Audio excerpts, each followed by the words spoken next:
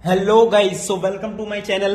तो भाई आज की वीडियो में करने वाले part number 3 binomial theorem class 11th। तो भाई लास्ट पार्ट में हमने डिस्कस किया था बाइनोमियल थ्योरम के फॉर्मूलाज को, कुछ स्पेशल केसेस डिस्कस किए थे। तो उन्हीं के बेसिस पर आज हम करने वाले अपने एग्जांपल्स फ्रॉम अपनी एनसीईआरटी से। तो भाई फटाफट मेरे साथ जुड़ जाइए और इस वीडियो को जो है शेयर कर दीजिए अपने फ्रेंड्स के साथ, जितने भी क्लास 11th के स्टूडेंट्स हैं जो बाइनोमियल थ्योरम में पढ़ना चाहते हैं।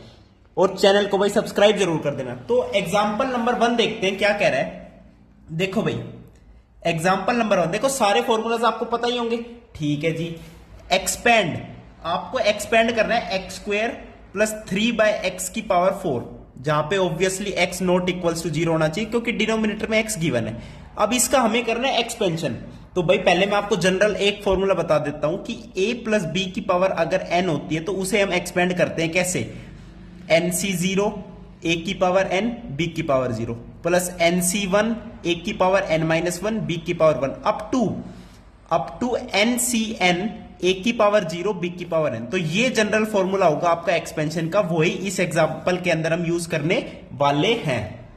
अब देखो n यहां पे क्या है, 4 है, तो मैं इसका एक्सपेंशन लिखता हूं 4c0 x स्क्वायर आपकी a वाली टर्म है, तो x स्क्वायर की पावर 4 एंड 3/x की power 0 plus 4c1 x square की पावर 3/x की पावर 1। इसकी पावर कम होती जा रही है, इसकी पावर बढ़ती जा रही है, ठीक है, ये 1 है।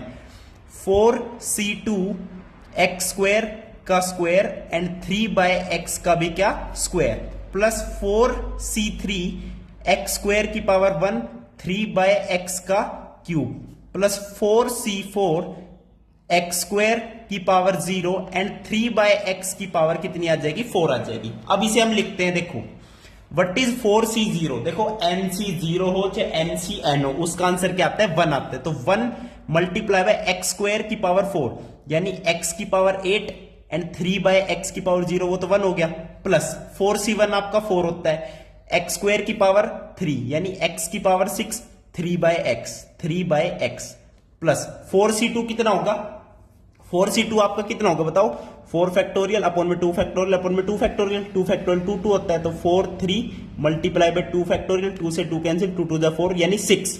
4c2 आपका 6 होता है, ये आपको पता भी होना चाहिए, याद भी होना चाहिए। 5c2 10, 4c2 कितना 6, तो 6 मल्टीप्लाई बाय एक्स स्क्वायर का स्क्वायर हो गया x की पावर 4, 3/x का स्क्वायर आएगा तो 9/x का स्क्वायर प्लस, अब इसको देख लो 4c3 कितना होगा, जितना 4c1 था, 4c1 is equal to 4c3, 4c1 4 था तो 4c3 भी कितना आएगा 4, 4 multiply by x square 3/x का क्यूब यानी 27/x का क्यूब प्लस 4c4 ऑब्वियसली 1 होता है, एक्स स्क्वायर की पावर 0 तो 3/x की पावर 4 आएगी, तो 3 की पावर 4 अपॉन में x की पावर 4।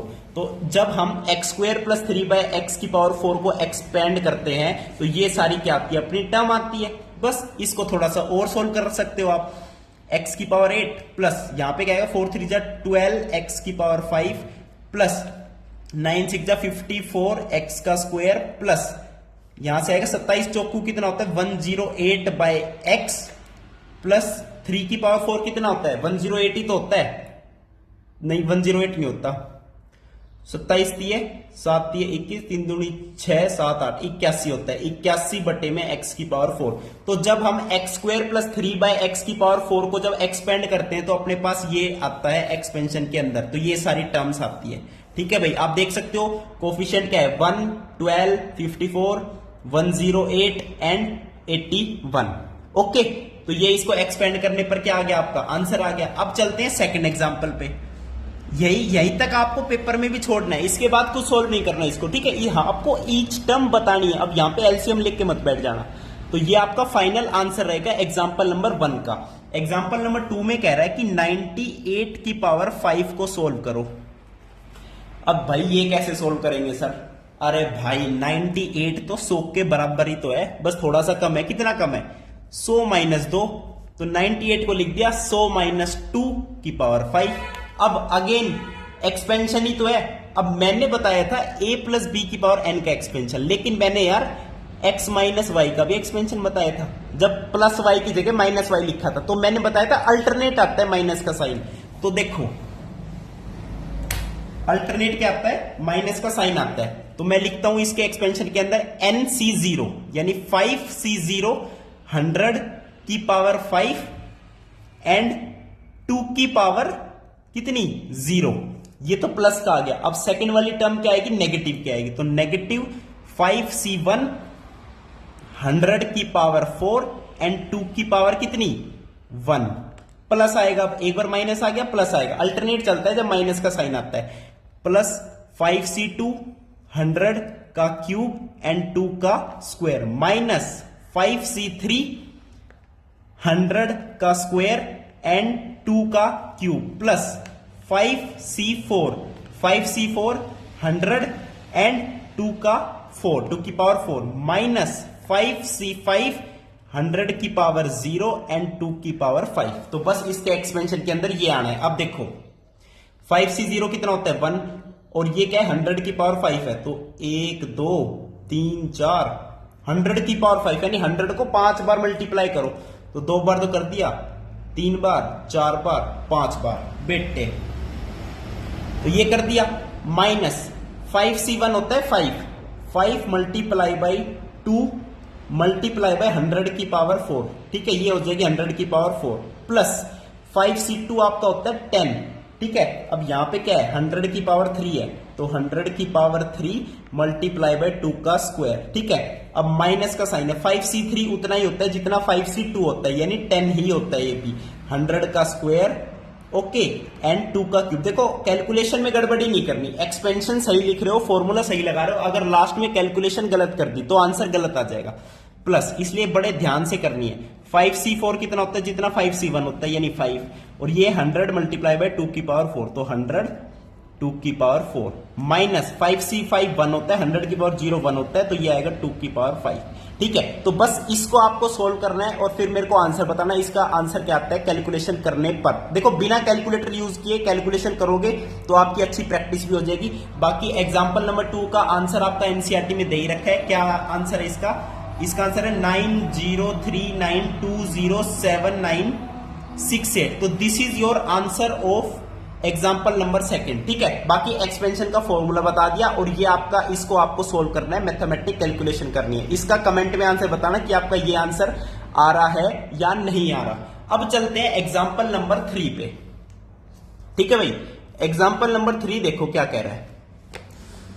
एग्जाम्पल नंबर 3 आपसे पूछ रहा है विच इज लार्जर, यानी 1.01 की पावर दे दी कितनी 1 2 3 4 5 6 यानी 6 दे दी, कितनी होगी ये 10 लाख होगी। 1.01 की पावर 10 लाख एंड 10,000 दे दिया 10,000। अब कह रहा है इसमें से कौन सी बड़ी है, ये बड़ा है या ये बड़ा है। तो आपको क्या करना पड़ेगा बताओ, ये बड़ा है या ये बड़ा है। अब आप देखने से बोल दोगे यार 10,000 बड़ा दिख रहा है, या फिर कोई बोल देगा ये बड़ा दिख रहा है। ऐसे देखने से नहीं बताना, अरे बाइनोमियल पढ़ चुके हो, इसका एक्सपेंशन कर लो थोड़ा सा, क्या दिक्कत आ रही है। इसको लिख दो 1 प्लस 0.01 की पावर है 10 लाख। 10 लाख है 3 2 5 और 1 6 10 लाख है। अब इसका एक्सपेंशन क्या होता है 10 लाख तो C0 1 की पावर 10 लाख, तो 1 की पावर कुछ भी करोगे तो 1 ही रहेगा एंड 0.01 की पावर कितनी 0.01 की पावर कितनी होगी बताओ 0 होगी, ऑब्वियस सी बात है। प्लस, अब प्लस का साइन आएगा ना, अब यहीं छोड़ दो सारी चीजें। अब देखो प्लस का साइन आ गया, वेरी गुड। अब 10 लाख लिख दो दोबारा, 10 लाख 10 लाख लिख दिया। C1, अब 1 की पावर कुछ भी रखो 1 ही आना है। अब यहां पे आ गया 0.01 की पावर कितनी 1, ठीक है। प्लस में आगे भी हो रहेगा, अभी रुक जाओ, आगे डॉट डॉट डॉट तो आनी ही आनी है। हमें बताना है कि ये 10,000 से बड़ा है या नहीं। अब देखो 10 लाख C0, ये तो 1 है, NC0 कुछ भी हो n की वैल्यू 1 आता है, तो 1 मल्टीप्लाई बाय 1 मल्टीप्लाई बाय 1, तो पहली टर्म आ गई 1 प्लस। अब 10 lakh C1, what is NC1, वो ऑब्वियसली n आता है, 3C1 3 आता है, 4C1 4 आता है, ऐसे NC1 1 आता है। NC1 n आता है तो 10 लाख C1 कितना आएगा 10 lakh 10 lakh multiply by 1 multiply by 0.01 यानी 1 डिवाइडेड बाय 100। अब 2 जीरो से 2 जीरो कैंसिल कर तो ये कितना बन गया 10,000 बन गया, प्लस आगे भी कुछ टर्म्स आएगी।